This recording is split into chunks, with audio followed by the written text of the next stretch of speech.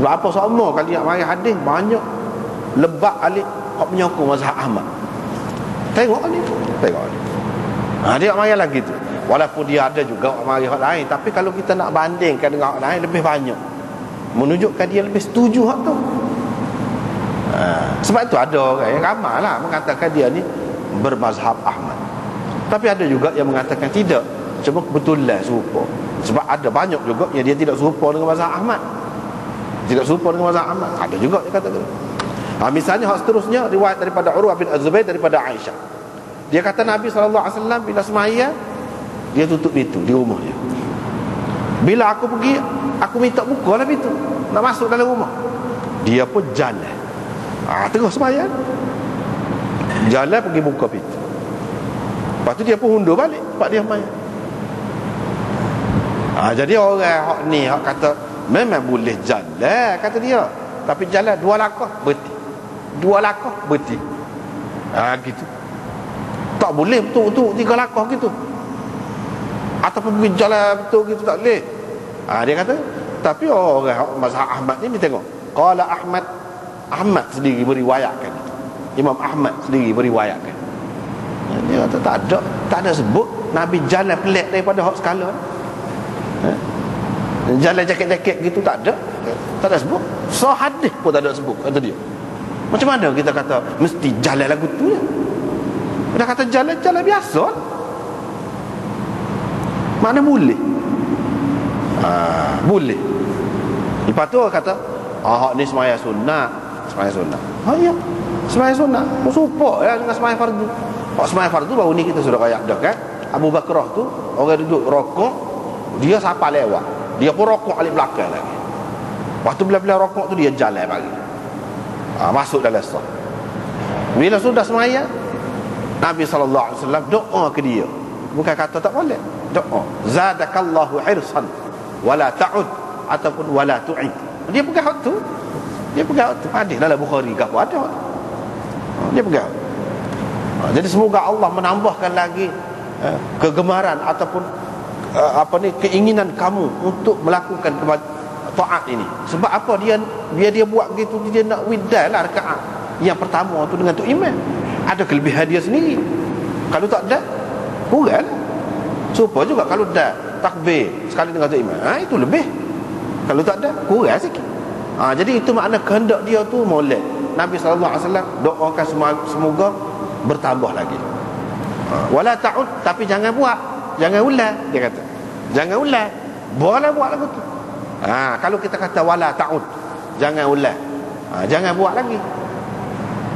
Jadi setengah orang kata tengok Nabi kata jangan ulang tu, mana tak boleh lah tu. Tak boleh tu tahu dah. Tak boleh tu tidak semesti hak Nabi larang ni maknanya siapa batal, mana haram, menunjukkan tak sah. Kalau tak sah mesti Nabi kata hak tadi muslim main mula. Ada kata-kata tu? Tak ada. Bila tak ada menunjukkan semaya tadi sah, cuma tak molek. Kadang-kadang nahi itu nahi tanzihi, bukan tahrimi. Mana hak molek? Kalau nak kira hak molek tak usah buat lagu tu lah. Itu kalau kita pakai riwayat kata la ta'ud. Tapi kalau kita pakai riwayat kata la tu'id, jangan ulang. Yang ni tak payah ulang semula semaya, tak payah semaya semula pada waktu tu. Lagu tu. Itu di antara pegangan mereka. Lepas pada tu kalau kita tanya lah, lepas tu molek kau buat lagu tu. Kalau kita tengok orang tu jalan mari, orang ni jadi mana bebas lah nampaknya. Semua kata hak lebih moleknya duduk tenang dalam sembahyang, nampak khusyuk, itulah hak moleknya. Tapi jika perlu boleh lagu ni. Bahkan tidak salah kalau seseorang itu untuk mendapat kelebihan, misalnya macam Abu Bakrah sana, dia kata nak dapat kelebihan dalam sembahyang, dia buat lagu tu tak salah. Sebab apa? Nabi doa, Nabi tak akan doa atas benda yang salah. Dia buat ikut tu lah. Cumanya tak molek lah, jangan dibuat kebiasaan. Pak moleknya pergi awal lah biar ada. Sekali dengan tu imam takbir ke apa, itulah moleknya. Semua kata lagu tu. Cumanya dari segi cara berjalan, lepas tu perbuatan tu siapa batal ke tidak, itu yang jadi khilafnya. Dari segi hak lebih molek tu semua kata lebih molek. Kalau tidak bergerak lagu tu.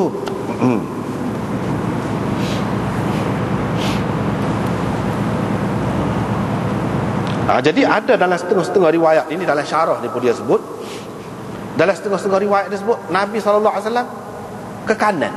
Sebelum dia pergi buka pintu tu, dia ke kanan ataupun ke kiri. Ada dengan syak perawi, ada dalam riwayat Daraqutni dan lain-lain lagi, dia sebut di sini. Boleh tengoklah mana ada syarah tu, boleh tengok.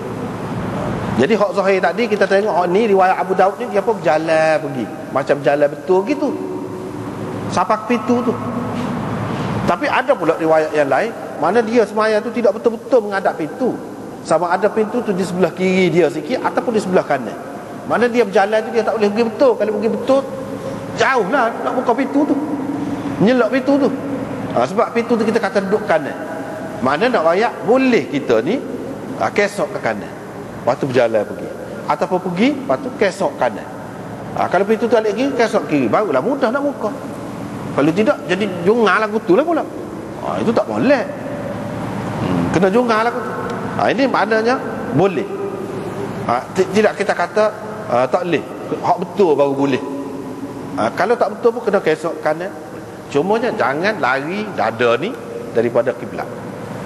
Itu kena tetap lah. Dada tetap menghadap kiblat. Jangan paling lah. Kalau kes seperti ini. Kalau hundur ke belakang, lagu tu juga boleh hundur buka. Jangan pusing ke belakang. Jangan pusing ke belakang. Hundur pun boleh. Jadi setengah-setengah ulama dia kata ni kalau sembahyang sunat. Sebab Nabi SAW buka pintu ni, pintu rumah. Hak dia sembahyang di rumah ni sembahyang sunat. Iyalah tak apalah hak tu. Tapi Imam Ahmad kata sembahyang ni serupa. Kalau suruh dia, kalau tak boleh kecek tu, tak boleh kecek belakang dan sembahyang sunat, sembahyang fardu pun serupa lah. Jadi begitu juga kalau pergerakan dalam sembahyang sunat boleh, dalam sembahyang fardu pun boleh. Dia buat ikut tu lah. Orang hak kata tak boleh, tak boleh. Lepas tu hak ni dia dia tahu lah. Boleh jadi hak ni ketika boleh lagi pergerakan yang banyak. Dan hak ni hak sembahyang sunat beza sembahyang sunat dengan sembahyang fardu. Tapi sembahyang fardu tidak semudah itu. Tapi kita tengok Imam Ahmad doa mari hak ketika sembahyang fardu tu Nabi SAW duduk jalan naik pakatan mimbar. Lepas tu dia turun pula undur. Sekurang-kurangnya kata dia nak menunjukkan harus. Sekurang-kurang menunjukkan harus. Dan baru ni kita sudah jumpa Nabi SAW akak tok atas bahu dia, tok atas belakang dia, dukung Umamah. Ini pergerakan yang banyak. Sebab tu kita kata sini nampaknya lebih kuat kepada mazhab Ahmad. Orang-orang yang kata Abu Daud dia bermazhab Ahmad, inilah di antara dalil mereka.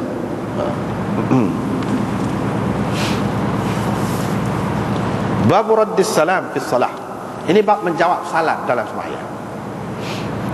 Riwayat daripada Abdullah bin Mas'ud kata dia dulu kami selalu beri salam kepada Nabi SAW tengah sembahyang, dia jawablah Assalamualaikum.